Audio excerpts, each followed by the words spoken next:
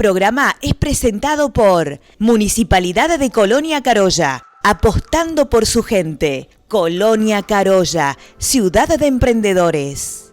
Daniotti Farmacias, líderes en tecnología y stock de medicamentos. Abierto las 24 horas. Te espera en todas sus sucursales.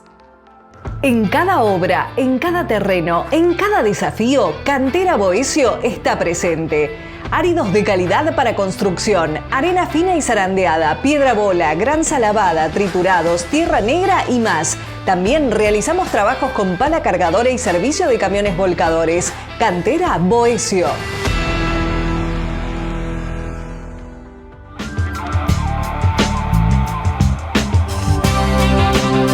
Bienvenidos a Impulso Emprendedor. La semana pasada compartimos la primera parte de una entrevista que despertó un gran interés entre ustedes. Descubrimos cómo hace siglos los jesuitas desarrollaron en la estancia de Jesús María un modelo de organización que por su innovación, liderazgo, planificación y capacidad de gestión aún hoy deja valiosas enseñanzas para quienes emprenden. En esta segunda parte iremos un paso más allá. Vamos a analizar qué ocurrió con las estancias tras la expulsión de los jesuitas en 1767. Vamos a profundizar el papel que tuvo la mano de obra esclava dentro de aquel sistema productivo. Y vamos a reflexionar sobre una realidad histórica que no puede comprenderse sin el contexto de la época. Pero también vamos a descubrir por qué muchas de sus formas de organización, capacitación, control, disciplina y planificación continúan siendo ejemplos de gestión para emprendedores, empresarios y organizaciones actuales. Nuestro entrevistado, el licenciado Carlos Alberto Crucelles, responsable del área de investigación histórica de la estancia de Jesús María, Museo Jesuítico Nacional y Posta Sin Zacate, empieza haciendo referencia a qué pasó con estas estancias tras la expulsión jesuita.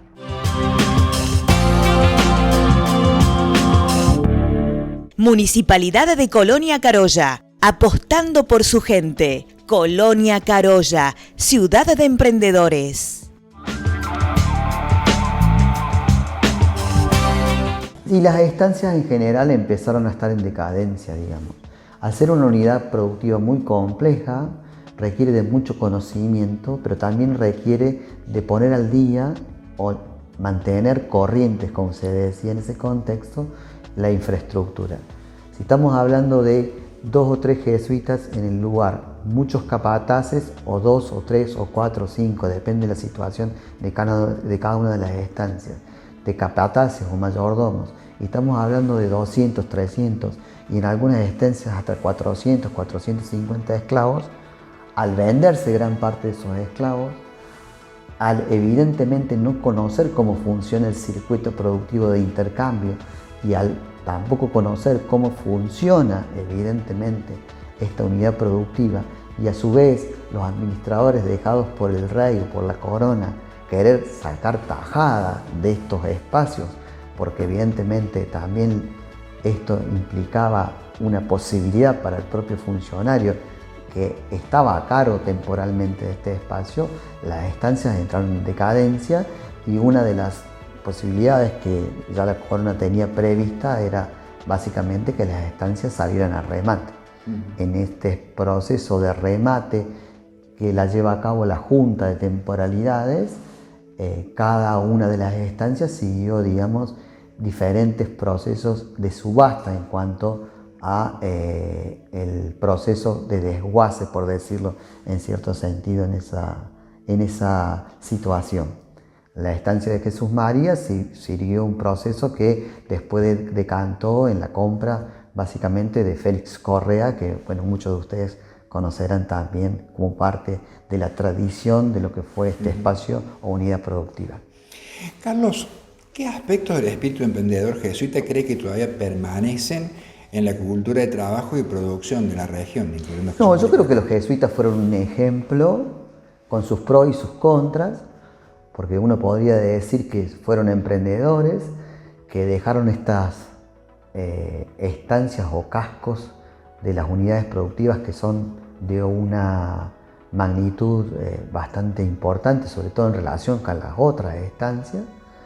Cuando uno ve los medios o instrumentos de producción se da cuenta de eso, pero también, digamos, este legado tiene cuestionamientos o cosas que uno puede preguntarse que no se pueden preguntar únicamente desde la cuestión del rendimiento económico, es decir, dentro de esto que nosotros señalamos como la cuestión cultural o los legados, también está el legado de la esclavitud, digamos. El legado de la esclavitud que evidentemente tiene que hacernos preguntar sobre la cuestión de la cosificación del otro, que es un ser humano al que se lo compra y se lo vende y se lo desarraiga de su propio entorno natural, porque la esclavitud es la extracción de un ser humano de su entorno natural de manera violenta para ser utilizado como un factor de la producción dentro de un espacio productivo. Y aunque los jesuitas tenían a sus esclavos en mejores condiciones que los esclavos de otras estancias, seguían siendo esclavos. Y si no producían o no generaban el excedente o eran levantiscos, como se decía en ese momento, se los podía castigar o hasta vender a un precio subvaluado, es decir, a un precio menor a la compra. Entonces, yo creo que en ese sentido el legado de los jesuitas como emprendedores, pero también como signo, digamos, de un carácter de época, tienen, digamos, esas cosas que son como clarividentes, por decirlo de alguna forma, pensando hacia el futuro, pero también tiene esas cosas de balances positivos y negativos que tenemos que señalar. Como la historia en general de cualquier proceso productivo o de la historia de la humanidad en sí misma, digamos. Sería la mancha negra la esclavitud, los jesuitas. Sí, o sería, por ejemplo, dentro del contexto colonial, la mancha negra de la sociedad colonial, digamos. Porque los jesuitas lo que tienen es la magnitud, digamos, de la cantidad de esclavos, pero en la sociedad colonial todos los miembros de la élite tenían en mayor o menor medida esclavos, digamos. Eso no es justificación absolutamente de nada, sino es contextualizar en la época cómo la esclavitud formaba parte del sistema de explotación. Ahora también es cierto que uno se pone, aunque sea entre paréntesis, en la piel del explotado, bueno, las cuestiones cambian. Sí, de todas maneras, la lectura que se podría hacer, no para justificar en absoluto, digamos que eran los recursos de la época y la mirada que existía en aquel entonces no es la que se tiene actualmente. Claro, evidentemente sí. La cuestión de la mano de obra esclavizada, pero también la cuestión de las condiciones de vida de trabajo de los trabajadores libres no son las condiciones con las que uno podría mirar en la actualidad, digamos, ese proceso. Y claramente la esclavitud y los esclavos, también como los peones libres o conchavados, son una parte fundamental de las unidades productivas.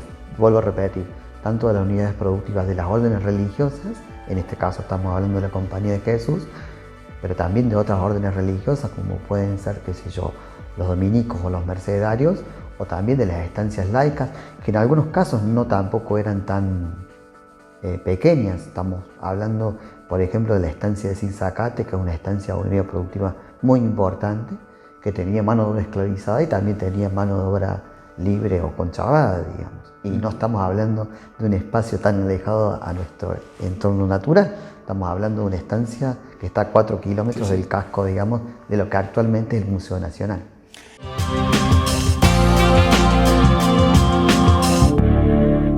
Cada época tiene sus desafíos y también sus contradicciones.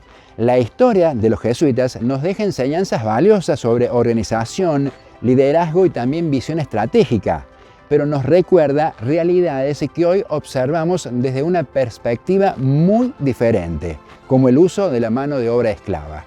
Conocer ambas dimensiones nos permite comprender mejor nuestro pasado y valorar cuánto hemos evolucionado como sociedad.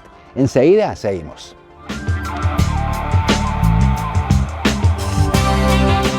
En Vergese Cerámicos construimos más que espacios. Comprometidos con la calidad de atención al cliente, nuestra dedicación y conocimiento nos diferencian y nos hacen tu socio de confianza. Vergese Cerámicos, valores que perduran, calidad que se siente.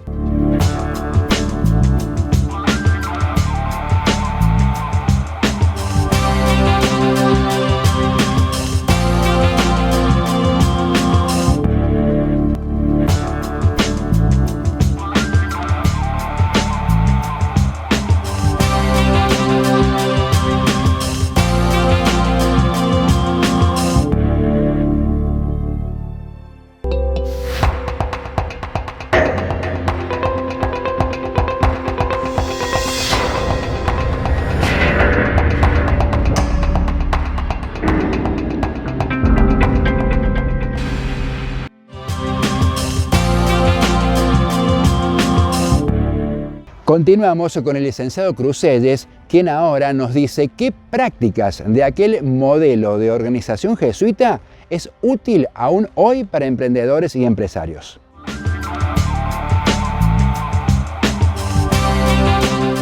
Yo creo que podemos aprender de que hay cuestiones que tienen que ver con la regularidad, la meticulosidad, la prolijidad, digamos, la cuestión de la racionalidad económica, de planificar y también de poder señalar que, por ejemplo, los trabajadores también forman parte de nuestros emprendimientos productivos y que cuando nuestros trabajadores están, digamos, en buenas condiciones, en un contexto favorable, pueden sumar y aportar básicamente a la cuestión de la producción y del emprendimiento productivo. En ese sentido, me parece como muy importante, tenemos que señalar, había 3 jesuitas en estas estancias y había 248 o 250 esclavos. ¿Cómo hacían 3 jesuitas para hacer que 250 trabajadores esclavizados que eran encerrados en su ranchería pudieran trabajar de manera eficiente?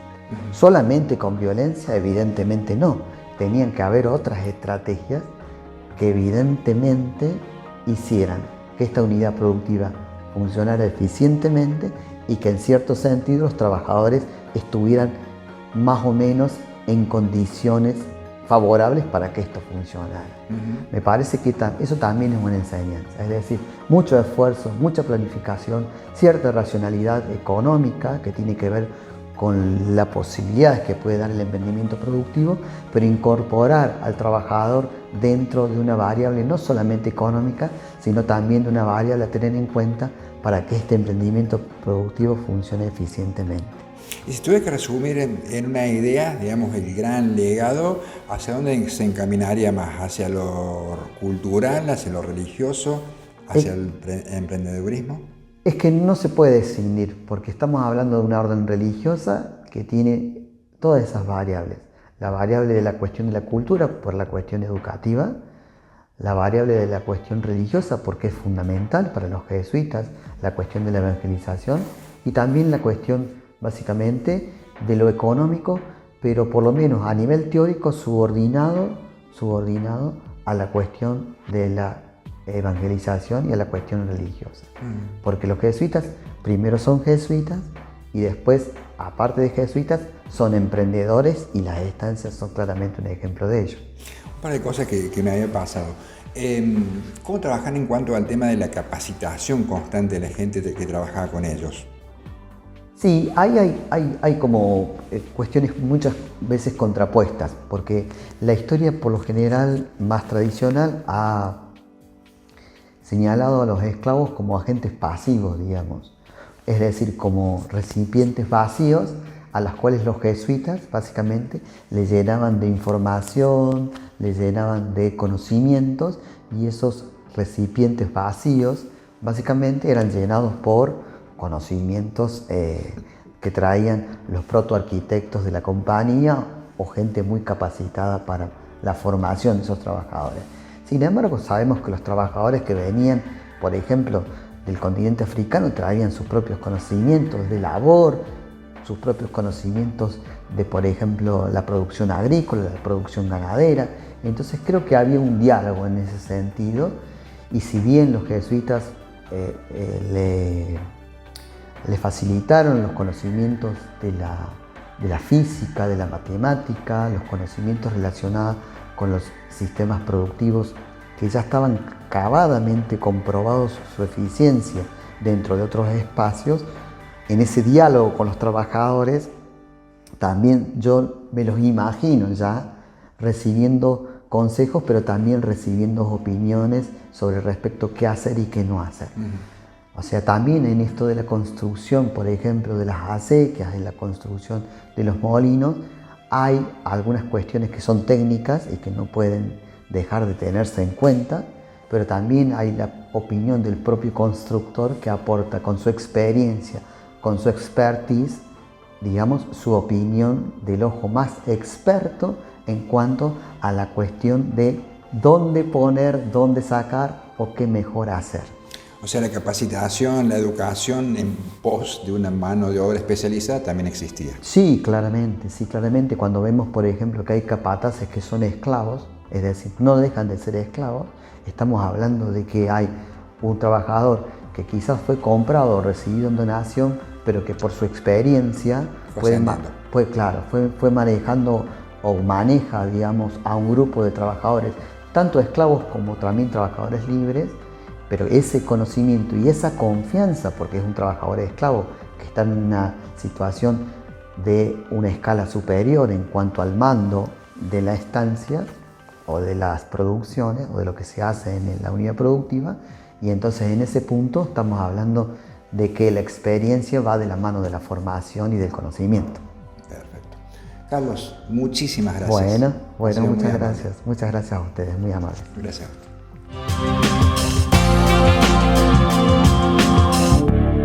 Si algo queda claro después de estas 2 entregas es que el desarrollo sostenible siempre requiere personas preparadas, organizaciones sólidas y una visión capaz de trascender el presente.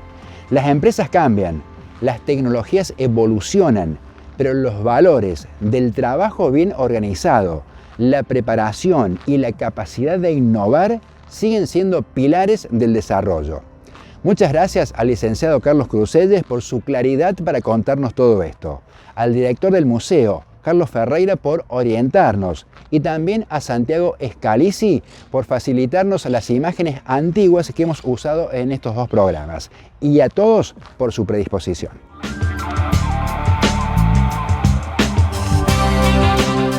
Las buenas ideas crecen cuando encuentran un espacio para compartirse. En este micro les mostramos el balance de lo que fue la primera edición de la Feria de Ideas, una iniciativa impulsada por emprendedores que reunió talento, creatividad y muchas ganas de generar nuevas oportunidades.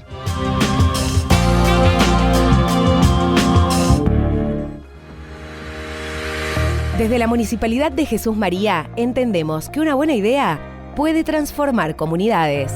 Por eso, acompañamos a nuestros emprendedores con capacitación, vinculación y acceso a créditos para impulsar la economía local. Más info en www.jesusmaria.gov.ar.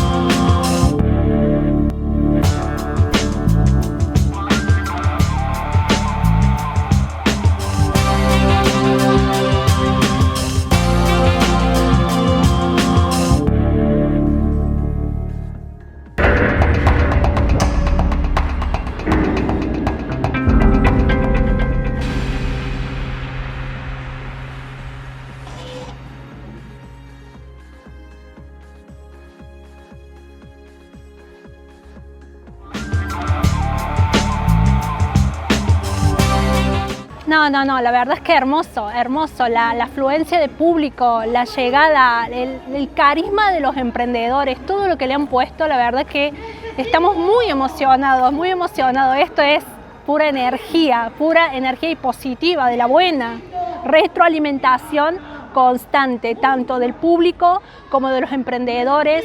Los vemos constantemente hablar, consultar, preguntar sobre técnicas que utilizan, así que la verdad es que estamos gratificados, agradecidos con todos. Y llueve. Nosotros cruzamos los dedos por un sí, porque haya otra edición más de Fábrica de Ideas. Y también el pedido de emprendedores que no tuvieron lugar porque nos quedamos sin lugar, el pedido de la gente que les gusta tener algo los sábados en la ciudad.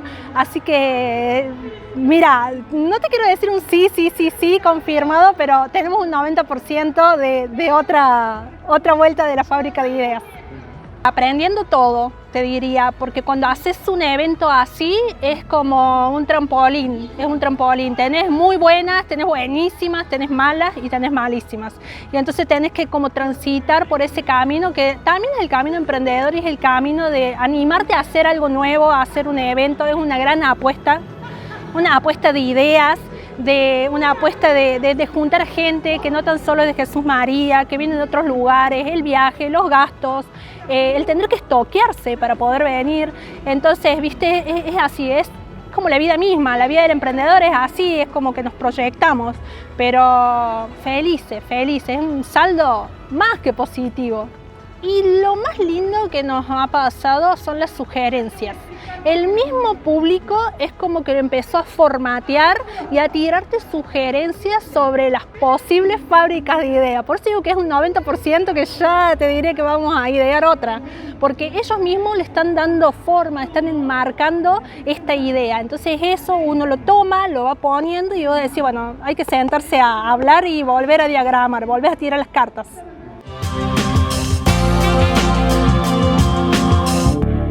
La primera experiencia dejó un resultado muy positivo y confirmó que cuando las personas se unen para crear, compartir y colaborar, siempre aparecen nuevas oportunidades. Felicitaciones a Poli Videla y a Lorena Méndez que hicieron posible esta iniciativa. Ojalá sea el comienzo de muchas ediciones más.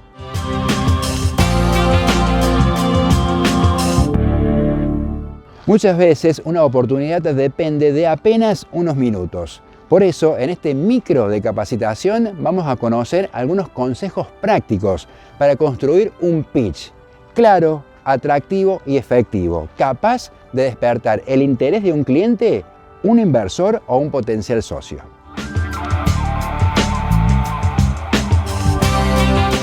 En Vergese Cerámicos construimos más que espacios. Comprometidos con la calidad de atención al cliente, nuestra dedicación y conocimiento nos diferencian y nos hacen tu socio de confianza. Vergese Cerámicos, valores que perduran, calidad que se siente.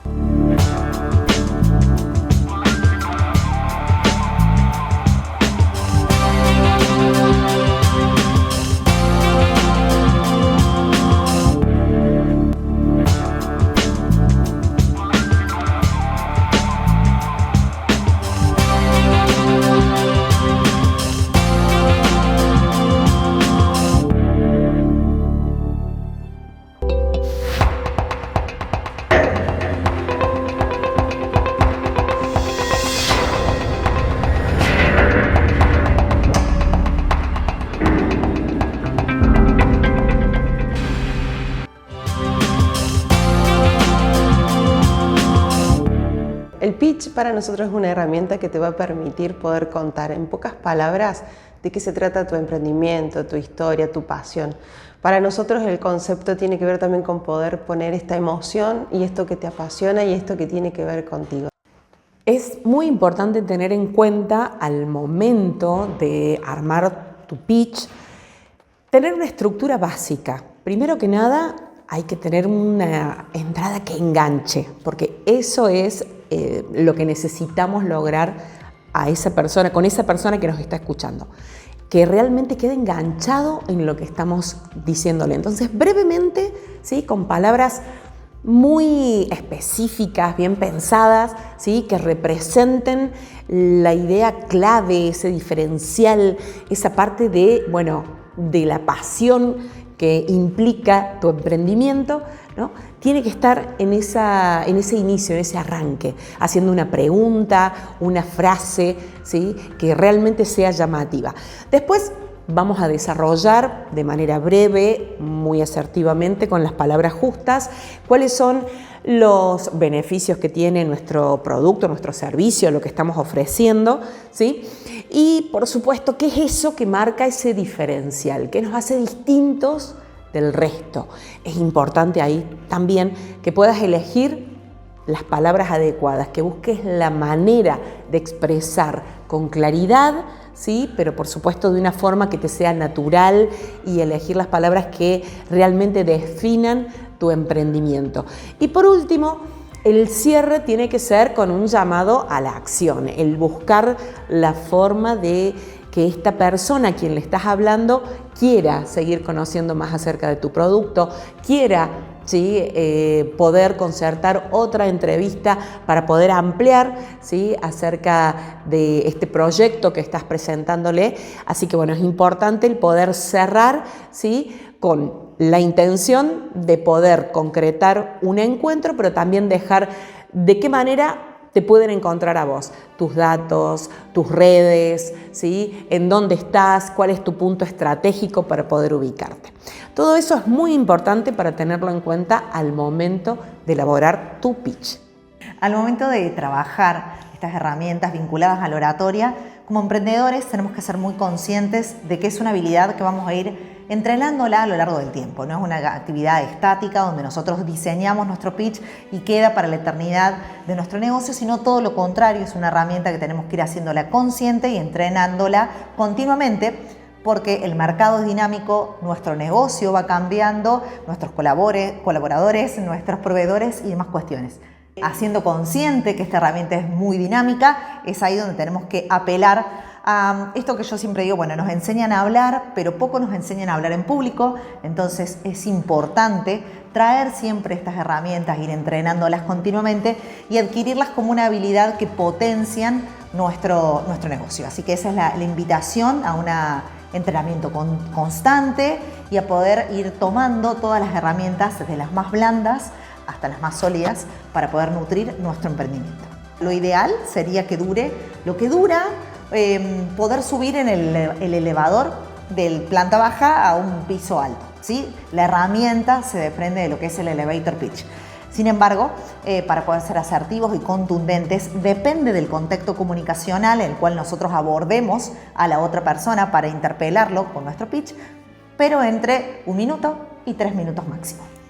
No necesariamente tiene que ser la única oportunidad como, bueno, pasó el tren y nunca más, sino debemos sí fortalecer y hacer consciente de que cada ocasión es única y especial, pero no como la última, digo, rotundamente, que es una vez y nunca más. Todo lo contrario, capitalicemos esa herramienta, esa vez que ese encuentro que tuvimos con esa persona, y de ahora en más nos aferramos a eso y seguimos perfeccionando y aprovechando cada una de las ocasiones de conversación con distintos actores que tengan que ver con nuestro negocio.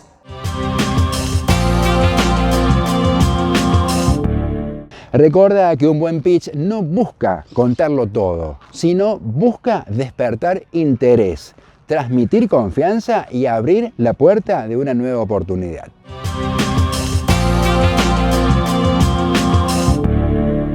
Y así llegamos al final de un nuevo Impulso Emprendedor. Tal cual han sido estos 2 últimos programas, vamos a tener en el futuro otros dedicados a la historia emprendedora de nuestra zona. Y los nuevos emprendedores, recuerden que aquí tienen un espacio donde pueden contar y mostrar lo que hacen. Simplemente tienen que contactarnos, ya sea por las redes sociales, donde siempre nos encuentran como Impulso Emprendedor TV, o si no a través del contacto habilitado directamente con producción del programa. Nos reencontramos la semana que viene.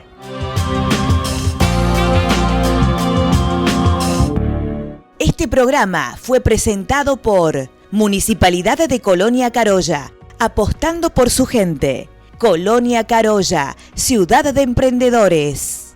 Daniotti Farmacias, líderes en tecnología y stock de medicamentos. Abierto las 24 horas. Te espera en todas sus sucursales. En cada obra, en cada terreno, en cada desafío, Cantera Boesio está presente. Áridos de calidad para construcción, arena fina y zarandeada, piedra bola, granza lavada, triturados, tierra negra y más. También realizamos trabajos con pala cargadora y servicio de camiones volcadores. Cantera Boesio.